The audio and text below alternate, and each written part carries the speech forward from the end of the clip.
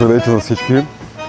Намирам се на това култово място, бих казал, превърнало се в култо за изкуството на град Казанлък. Тук съм да отправя една покана към жителите и гостите на град Казанлък. На 16 октомври от 18 часа в Исторически музей Искра ще се състои концерт на Даниел Бинели и Поли Ферман, съответно бандонеон и пиано.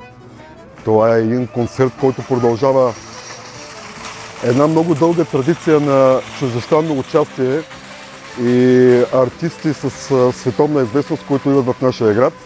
Даниел Бинели е световно известен музикант, свири на бандонеон.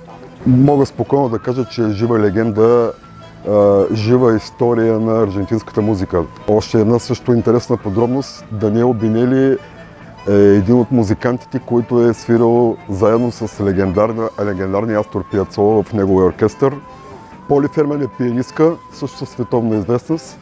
Ще представят програма основно музиката на Аржентина, музиката на Латинска Америка с акцент аржентинското танго. Продължаваме и надявам се няма да бъде и последна дългата традиция на чуждестранни гости, които идват в нашия град. Искам също да благодаря на хората, които помогнаха, които съдействаха за този концерт.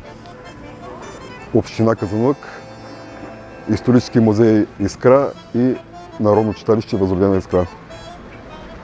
Заповядайте още веднъж 16 от 18 часа Исторически музей Искра.